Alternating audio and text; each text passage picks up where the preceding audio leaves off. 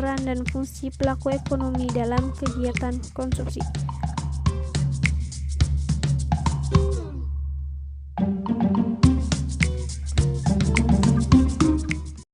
Pengertian pelaku ekonomi. Pelaku ekonomi adalah seorang individu, kelompok, atau lembaga yang terlibat dalam kegiatan perekonomian, diantaranya seperti kegiatan produksi, kegiatan distribusi, dan kegiatan konsumsi.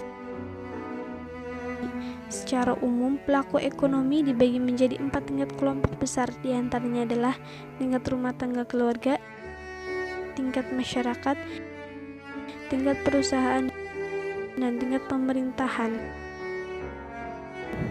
Setiap pelaku ekonomi tersebut memiliki peran dan fungsinya tersendiri dalam kegiatan perekonomian. Pengertian konsumsi. Dalam pengertian ilmu ekonomi, konsumsi adalah kegiatan yang bertujuan mengurangi atau menghabiskan faedah suatu benda, barang, dan jasa dalam rangka pemenuhan kebutuhan. Faktor-faktor yang mempengaruhi konsumsi. Faktor ekonomi. Faktor ekonomi yang mempengaruhi konsumsi antara lain tingkat pendapatan, tingkat harga barang dan jasa, serta ketersediaan barang dan jasa. Tingkat pendapatan. Pada umumnya, semakin tinggi pendapatan seseorang, semakin banyak jumlah dan jenis barang yang dikonsumsi. Di pihak lain, semakin kecil pendapatan seseorang, semakin sedikit atau terbatas jumlah dan jenis barang dan jasa yang dikonsumsi. Tingkat harga barang dan jasa. Harga barang dan jasa mempengaruhi tingkat konsumsi. Semakin tinggi harga barang dan jasa, semakin sedikit jumlah barang dan jasa yang dikonsumsi. Sebaliknya, semakin murah harga barang dan jasa, semakin banyak jumlah barang dan jasa yang dikonsumsi. Ketersediaan barang dan jasa. Ketersediaan barang juga mempengaruhi konsumsi. Walau uang tersedia, tetapi apabila barangnya tidak tersedia, kita tidak mengonsumsi barang tersebut. Faktor non-ekonomi. Selain faktor ekonomi, kegiatan konsumsi juga dipengaruhi oleh faktor-faktor non-ekonomi. Faktor non-ekonomi itu antara lain jumlah tanggungan keluarga. Semakin banyak jumlah keluarga atau tanggungan keluarga, maka semakin banyak pula jumlah dan jenis konsumsi keluarga yang bersangkutan. Sebaliknya, jika sedikit jumlah keluarga atau tanggungan keluarga, maka akan makin sedikit jumlah dan jenis barang yang dikonsumsi. Tingkat pendidikan. Semakin tinggi tingkat pendidikan seseorang, semakin beragam kebutuhan orang tersebut. Misalnya, orang yang berpendidikan perlu membeli dan membaca buku. Sebaliknya, bagi orang yang buta huruf atau tidak berpendidikan, buku bukan merupakan kebutuhan utama. Tempat tinggal. Lingkungan tempat tinggal juga mempengaruhi konsumsi seseorang.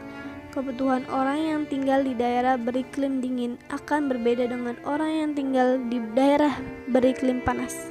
Sebagai contoh, orang yang tinggal di daerah dingin menggunakan pakaian tebal, sedangkan orang yang tinggal di daerah panas menggunakan pakaian tidak tebal.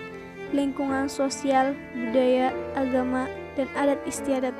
Lingkungan sosial, budaya, agama, dan adat istiadat juga mempengaruhi konsumsi seseorang. Contoh nyata dalam hal ini dapat dilihat dari segi makanan. Umumnya, orang dari suku Jawa suka makanan yang manis, sedangkan orang dari suku Minang suka makanan pedas. Sementara orang yang beragama Hindu tidak boleh makan sapi, namun orang yang beragama Islam boleh makan sapi. Teori perilaku konsumen. Dalam rangka memenuhi kebutuhan manusia, harus selalu melakukan pilihan. Konsep pilihan ini merupakan perilaku mendasar dari konsumen. Konsep dasar perilaku konsumen ini menyatakan bahwa konsumen pada umumnya selalu berusaha untuk mencapai utilitas yang maksimal dari pemakaian benda yang dikonsumsinya. Utilitas atau utility adalah derajat seberapa besar sebuah barang atau jasa dapat memuaskan kebutuhan seseorang. Teori perilaku konsumen ini terakomodasi dalam pendekatan kardinal dan pendekatan ordinal. Peran dan fungsi pelaku ekonomi dalam kegiatan konsumsi pada tingkat rumah tangga keluarga. Beberapa faktor yang mempengaruhi banyak sedikitnya konsumsi pada tingkat rumah tangga keluarga diantaranya adalah jumlah pendapatan keluarga. Semakin tinggi jumlah pendapatannya, maka dianggap semakin tinggi juga kemampuan konsumsinya. Jumlah anggota keluarga, semakin banyak jumlah anggotanya, maka dianggap semakin tinggi juga kemampuan konsumsinya. Status sosial ekonomi keluarga, semakin tinggi taraf status sosialnya, maka dianggap semakin tinggi juga kemampuan konsumsinya. Harga barang atau jasa yang dibutuhkan. Jika harga barang atau jasa yang dibutuhkan dianggap rendah, maka dianggap semakin tinggi juga kemampuan konsumsinya. Peran dan fungsi pelaku ekonomi dalam kegiatan konsumsi pada tingkat masyarakat. Masyarakat merupakan pengguna produk-produk umum diantaranya seperti jalan raya sebagai pemenuh kebutuhan akan mobilitas sehari-hari, sekolah sebagai pemenuh kebutuhan akan intelektualitas diri, fasilitas kesehatan sebagai pemenuh kebutuhan akan hidup sehat. Peran dan fungsi pelaku ekonomi dalam kegiatan konsumsi pada tingkat perusahaan. Kegiatan konsumsi yang dilakukan perusahaan berkaitan erat dengan kegiatan produksi, antara lain adalah pengadaan bahan pokok. Proses ini biasanya berupa pengadaan barang mentah yang akan diproses, pengadaan alat dan bahan sebagai usaha efisiensi waktu, pendanaan upaya karyawan. Peran dan fungsi pelaku ekonomi dalam kegiatan konsumsi pada tingkat pemerintah atau negara. Dalam pemenuhan kebutuhan untuk menjalankan tugasnya, pemerintah tentu membutuhkan dana yang digunakan. Pemenuhan kebutuhan tersebutlah yang dikatakan pemerintahan sebagai konsumen.